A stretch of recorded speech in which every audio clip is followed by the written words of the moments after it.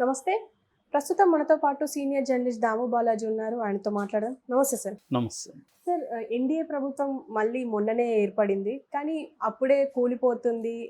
అది కూడా చంద్రబాబు నాయుడు, నితీష్ కుమారే కూలగొట్టేస్తారు అని చెప్పేసి మల్లికార్జున ఖర్గే అంటున్నారు. ఎంతవరకు నిజమయ్యే అవకాశం ఉందంటారు సార్?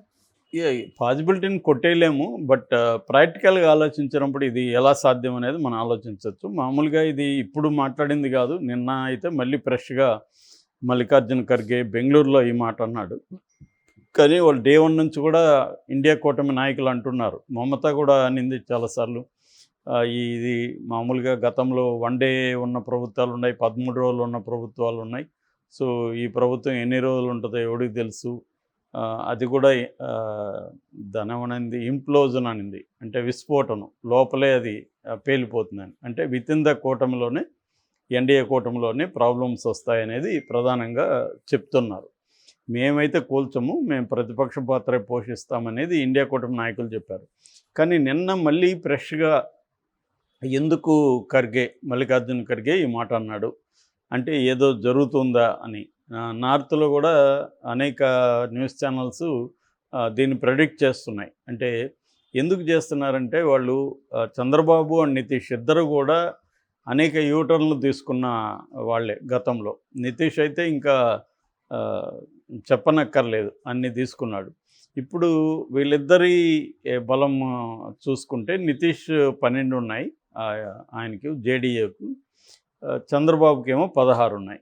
ఈ రెండు కలిపితే 28 అవుతాయి. సో మనకి ఎన్డీఏ కూటమి బలము 292. 292లో ఈ 28 వెళ్ళిపోతే 264కి పడిపోతుంది.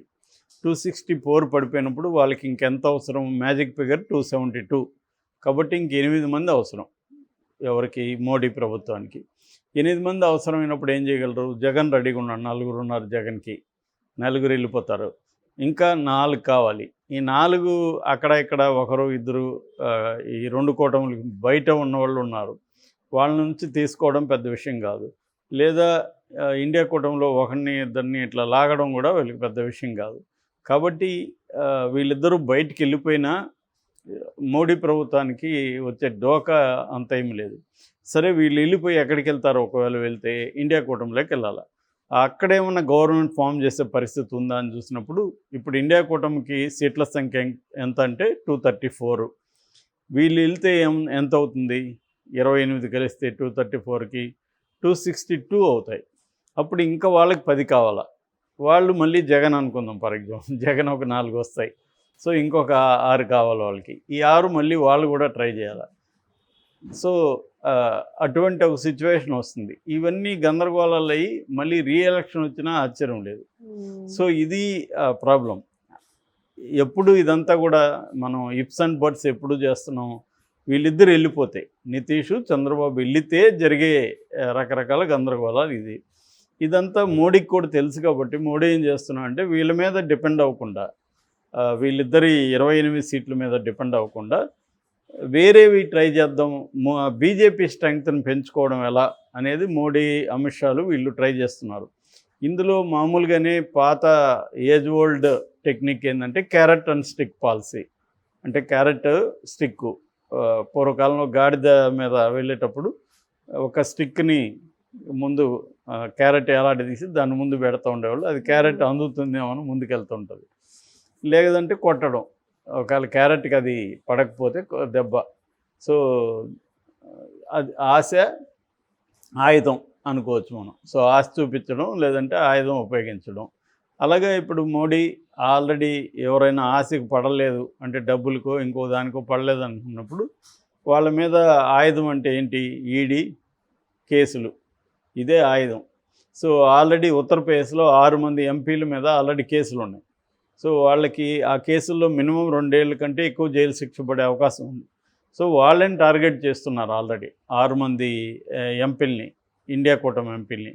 ఇలాగ దేశవ్యాప్తంగా ఎవరోని బెదిరించవచ్చు అనేది వాళ్ళు చూస్తున్నారు. ఎట్లాగో జగన్ ఎటువైపు ఏ గవర్నమెంట్ ఫామ్ అవుతుంది, మన వల్ల అయితే మనం ఇచ్చేద్దామని రెడీగా ఉన్నాడు ఆఫర్ చేసుకుంటూ. ఎందుకంటే జగన్కి కేసులు ఉన్నాయి. ఇక్కడేమో చంద్రబాబు చాలా స్ట్రాంగ్గా ఉన్నాడు.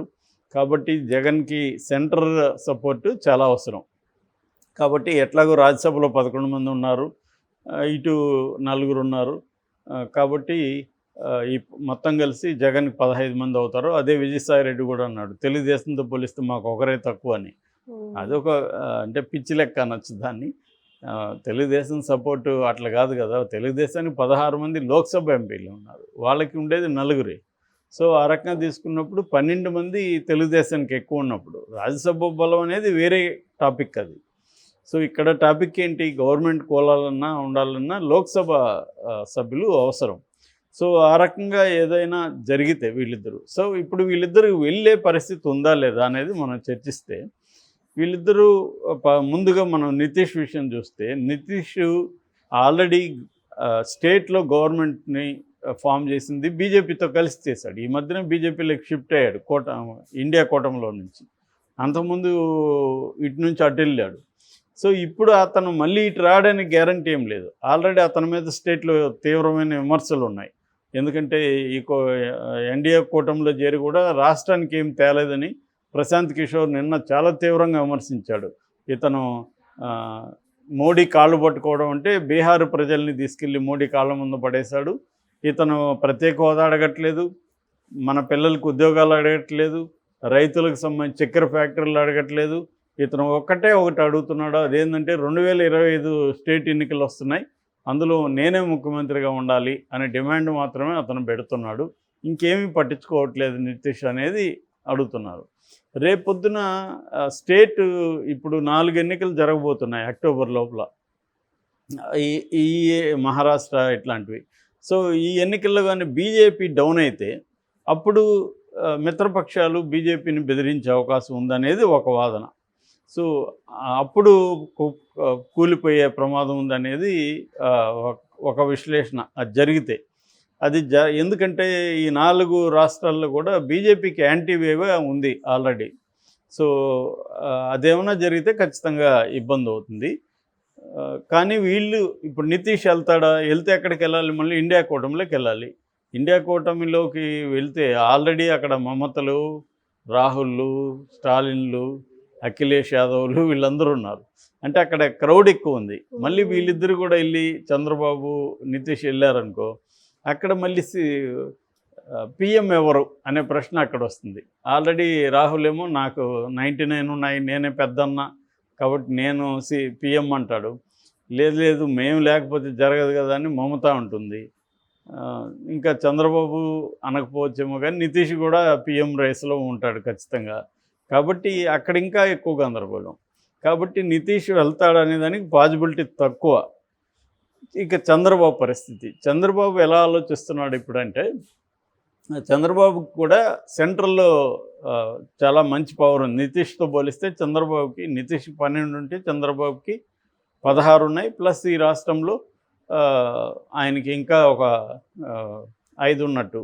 ఎందుకంటే జనసేనకి 2 ఉన్నాయి, బీజేపీకి 3 ఉన్నాయి. అంటే ఆంధ్రప్రదేశ్ నుంచి 21 మంది ఎంపీలు ఉన్నారు. సో ఆంధ్రప్రదేశ్ అనుకుంటే ఖచ్చితంగా 21 మంది కానీ ఎంపీలు బయటకు వస్తే ఖచ్చితంగా ఇబ్బంది ఉంటుంది మోడీకి. కాబట్టి మోడీ ఆంధ్రప్రదేశ్కి ఎక్కువ ఇంపార్టెన్స్ ఇస్తాడు. సో చంద్రబాబు ఏమైనా ఆలోచిస్తున్నా అంటే, మనం బ్లాక్మెయిల్ చేయకుండా మోడీని ఫ్రెండ్లీగానే ఉంటూ మెల్లమెల్లగా మనం రాష్ట్రానికి ఫండ్స్ కావచ్చు, లేకపోతే అనేక పెండింగ్ ప్రాజెక్టులు కావచ్చు, పోలవరం లాంటిది కావచ్చు, ఇవన్నీ కానీ మెల్లమెల్లగా మనం ఎలక్షన్ ముందు ఫండ్స్ కొద్దిగా వస్తే జనాల్లో ఫ్రెష్గా ఉంటుంది. ఇప్పుడే అవసరం లేదు. సో అప్పుడు ప్యాకేజ్ లాంటిది కూడా ఎలక్షన్ ముందు ఒక ప్యాకేజ్ ఇచ్చారనుకో స్టేట్కి, అప్పుడు ఇదే కూటమితో మనం వెళ్తే ఖచ్చితంగా విన్ అవ్వచ్చు. జగన్కి ఏం మాట్లాడడానికి ఏముండదు అనేది చంద్రబాబుకు ఉండే ఒక స్ట్రాటజికల్ ప్లాన్. అందుకని మనం చూస్తే పవన్ కళ్యాణ్కి అట్మోస్ట్ ఇంపార్టెన్స్ ఇస్తున్నాడు. లోకేష్ వెళ్ళి పవన్ కళ్యాణ్ కాళ్ళకి నమస్కరించడం, గవర్నమెంట్ ఆఫీసులు అన్నింటిలో కూడా పవన్ కళ్యాణ్ ఫోటోలు పెట్టడం ఇప్పటివరకు ఏది జరగలేదు. మామూలుగా మనకి రాజ్యాంగం ప్రకారం డిప్యూటీ సీఎం అనేది ఏమి లేదు, వీళ్ళేదో ఇస్తుంటారు 6,000లాగా. కానీ చంద్రబాబు అట్లా కాకుండా ఆ పోస్ట్కి ప్రోటోకాల్స్ పెట్టడం, ఆ పోస్ట్కి ఇంపార్టెన్స్ ఇవ్వడం, పవన్ కళ్యాణ్కి అట్మోస్ట్ ఇంపార్టెన్స్ ఇవ్వడం, ఇవన్నీ చేస్తున్నాడు. అట్లాగే మోడీ కూడా విపరీతంగా ఇంపార్టెన్స్ ఇస్తున్నాడు పవన్ కళ్యాణ్. మనం చూసాం స్టేజ్ మీద పవన్ కళ్యాణ్ చిరంజీవి చేతులు పట్టుకొని మోడీ, ఆయన ఎవరు అడగలేదు, వీళ్ళ దగ్గరకు కూడా వెళ్ళలేదు, కానీ ఆయనే వచ్చి ఈ డ్రామా అంతా నడిచింది. అంటే క్లియర్గా ఏంటంటే ఈ కొయిలేషన్ అనేది చంద్రబాబుకి చాలా అవసరం. అట్లాగే సెంట్రల్లో గవర్నమెంట్లో ఉండడం చంద్రబాబుకి చాలా అవసరం, తన ఉనికికి చాలా అవసరం. కాబట్టి చంద్రబాబు దీంట్లో నుంచి బయటికి వెళ్ళి ఆయనకేమి చంద్రబాబు పీఎం కావాలనేది ఏం లేదు, ఆయనకి సీఎంగానే ఉండాలనేది ఆయన కోరిక. కాబట్టి ఇప్పుడు వెళ్ళి ఒకవేళ ఈయనకి పీఎంగా ఆఫర్ చేసింది అనుకో కూటమి, మీరు పీఎంగా రండి అని, ఈయన పీఎం ఆయన డిప్యూటీ పీఎం అనుకుందాం నితీష్, వీళ్ళు వెళ్తారా అంటే డౌటే. చంద్రబాబు అయితే నాకు 100% వెళ్ళడు. కాబట్టి ఈ గవర్నమెంట్ 5 ఏళ్ళు ఉండే అవకాశం ఉంది. కానీ ఖర్గే వీళ్ళు ఏదో ఒకటి ట్రై చేస్తున్నారు. ఆల్రెడీ ఏంటంటే ఎన్డీఏ కూటమిలో కూడా కొన్ని లుకలుకలు ఉన్నాయి. కొన్ని ఇప్పుడు అగ్నివీర్ని విమర్శించారు, త్యాగి అని ఈయన నితీష్ కుమార్ పార్టీలో ఉన్న వ్యక్తి. అందుకని అగ్నివీర్ని కూడా వాళ్ళు ఇప్పుడు మార్చేశారు. అగ్నివీర్ని కూడా వీళ్ళు ఏవేవైతే డిమాండ్స్ పెట్టారో వాటన్నిటిని ఇంప్లిమెంట్ చేస్తూ అగ్నివీర్ని మార్చారు. అలాగా ఎన్డీఏ కూటమి కూడా ఏంటంటే మోడీ కూడా ఏం చేస్తున్నాడంటే వీళ్ళు డిమాండ్స్ని కొన్నిటిని అతను కూడా అబ్లిగేట్ చేస్తున్నాడు. సో కొయిలేషన్ అనేదాన్ని ఎలా నడపాలనేది బీజేపీకి నేర్పించాలి. మళ్ళీ ఆల్రెడీ వాజ్పేయి ప్రభుత్వం అంతా కొయిలేషన్లో నడిచింది. మోడీకి అలవాట్లేదు, మోడీ ఇప్పుడు నేర్చుకుంటాడు. మోడీకి తెలియందేం కాదు, ప్రాక్టీస్లో మోడీ కూడా మారుతాడు, ఆల్రెడీ మారుతున్నాడు. ఇంతకుముందు నేను మోడీ అనేవాడు, ఇప్పుడు మేము ఎన్డీఏ అంటున్నాడు. కాబట్టి ఖర్గే చెప్పినట్టుగా కూలిపోయే అవకాశాలు అయితే నాకైతే ఏం కనిపించట్లేదు, ఏదన్నా మిరాకల్ జరిగితే తప్ప. Okay sir, thank you.